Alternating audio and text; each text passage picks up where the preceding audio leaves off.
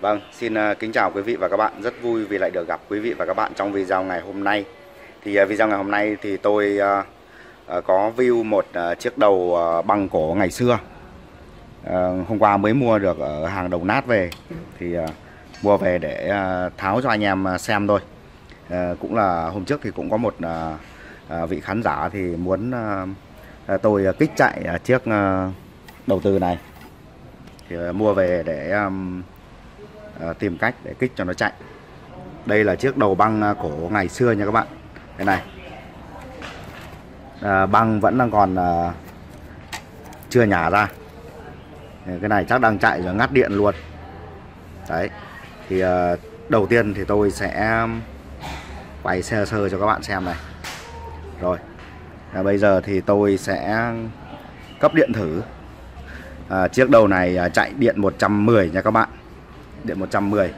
Đấy, thì bây giờ tôi sẽ nâng cái mặt của nó lên.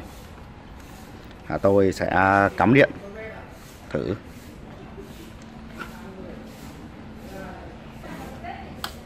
Nó vẫn đang còn lên các bạn ạ.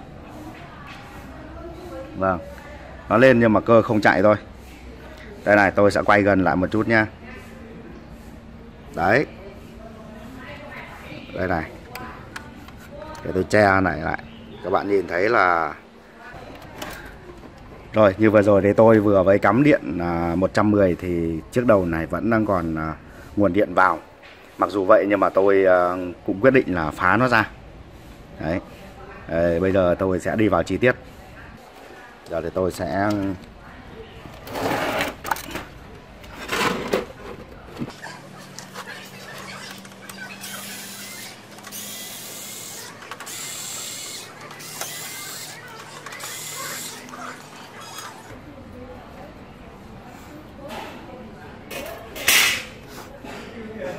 đây là phần chi tiết ở phía mặt dưới. Đây là phần cơ của nó này. Đấy. Còn đây là phần mạch. Đấy. Bây giờ tôi sẽ tháo phía bên trên. Rồi.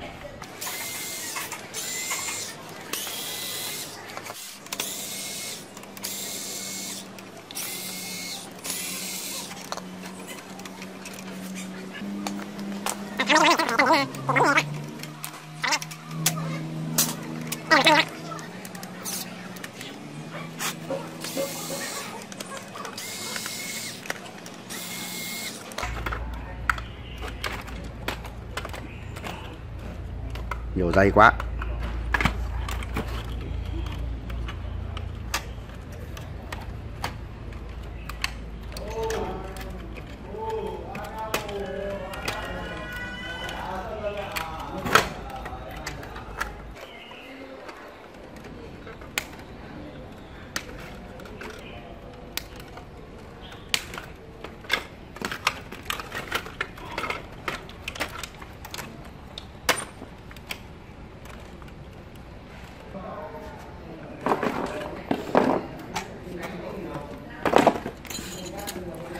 Đây rồi thưa các bạn, nhiều dây quá, vừa tháo vừa cắt thì mãi mới xong.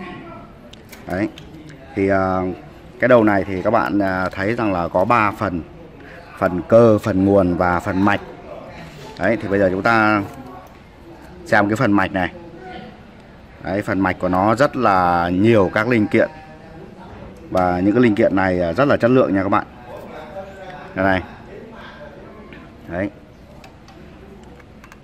Cái phần linh kiện này của nó bảo sao mà chất âm của nó ngày trước rất là hay. Rồi, thì bây giờ tôi sẽ tạm thời để cái này sang một bên đã. Bây giờ tôi sẽ phải tháo tiếp phần nguồn.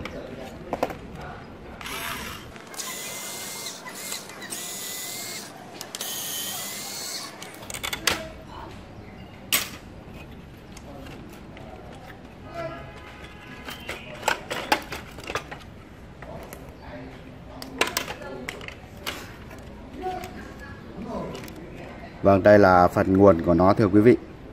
Thì cái phần nguồn này đang còn rất là ngon nha các bạn. 100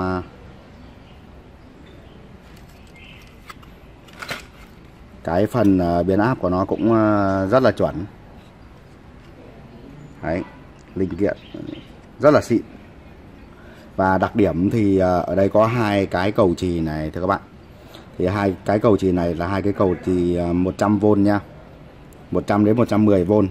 Và nếu như mà mình có lỡ tay mình cắm điện 220V thì hai cái cầu chì này nó sẽ ngắt kết nối và đứt luôn.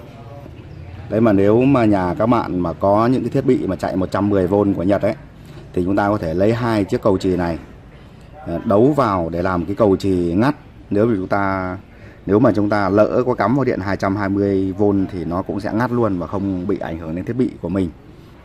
Rồi thì tôi cũng đã tháo xong cái bộ nguồn này rồi, để sang một bên.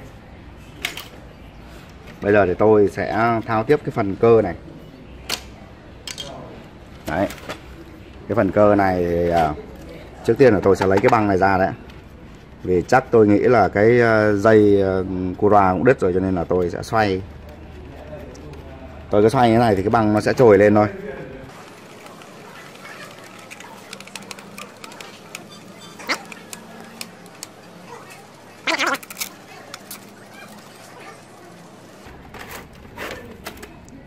Rồi, ok rồi. Cái gì đây? Tiếng hát Quảng Linh quý vị ạ. Ca nhạc người mẫu cơ đấy. Cái băng này ngày xưa khá là chất đây.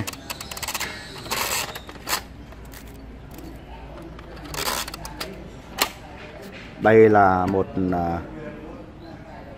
chiếc băng từ ngày xưa, băng video. Đấy. Hẳn là các vị những vị nào mà đầu 8 trở về trước thì đều biết rất là rõ. Rồi, cũng cho sang một bên. Đây là phần cơ của nó quý vị ạ.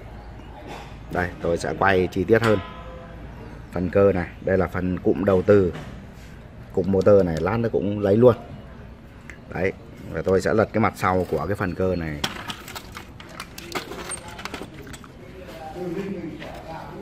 Đây là phần cơ này. Và như quý vị đã thấy rằng là một chiếc đầu băng cổ ngày xưa thì cái phần cơ của nó gồm rất nhiều chi tiết và rất là phức tạp. Rất nhiều là bánh răng bánh xe luôn.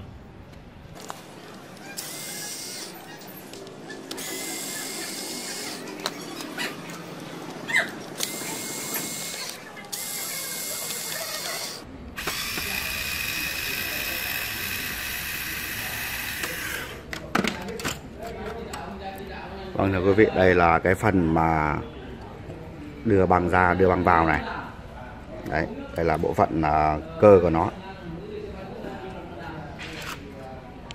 Tháo luôn cái motor này ra.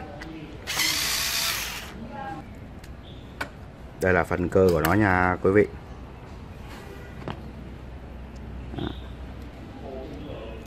Rồi. Đây là phần motor. Tôi có khi là tôi sẽ giữ cái motor này lại.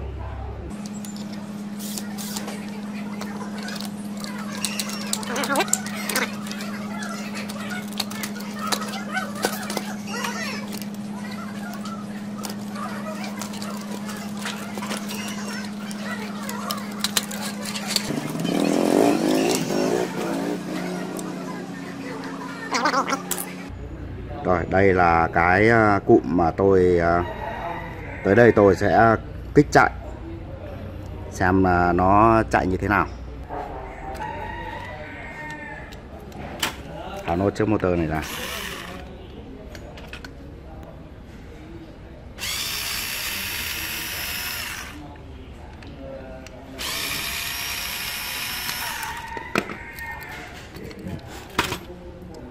Đây là cả chiếc motor chính để kéo toàn bộ cái phần cơ này. Và chiếc motor này rất là bền nha các bạn. Motor này thì không phải motor Blunit mà motor có chổi than. Đấy. Rồi, tôi cũng sẽ để vào đây. Tiếp theo là motor này cũng là motor phụ thôi.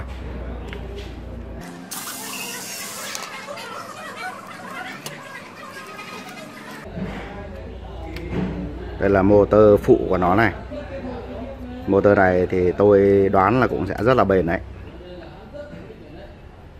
Ở đây như các bạn có thể xem qua này, hệ thống bánh răng này bằng sắt nha các bạn, bằng sắt luôn. Đấy, từ cái bánh truyền động này, đấy, cho đến cái bánh răng xéo này đều bằng sắt. Cái này cũng bằng gang. Đấy. Thôi sơ tôi tháo thế này thôi nhá. Tháo hết cái chỗ này ra thì mất thời gian lắm. Đây là đầu cái phần này chắc là phần tiếng. Tháo này để cho các bạn xem sơ qua thôi. Đây này. Đấy, bánh răng bằng sắt như này thì vô cùng bền, mà chạy không biết đến bao giờ mới hỏng đây. Có khi tôi sẽ nghiên cứu và có thể là sẽ giữ lại cái phần cơ này, sau này biết đâu làm cái gì. Và đây thưa quý vị và các bạn, đây là kết quả sau khi mà tôi đã tháo chiếc đầu từ cổ ra, chiếc đầu băng. Thì ở đây là phần mạch, phần nguồn và phần cơ. Đấy. Đây là được 4 chiếc motor này. 4 chiếc motor này rất là bền nha quý vị. Rồi, video của tôi xin được tạm dừng tại đây. Xin cảm ơn quý vị và các bạn đã theo dõi video cũng như kênh của tôi trong thời gian qua. Xin chào và hẹn gặp lại quý vị và các bạn ở những video sau.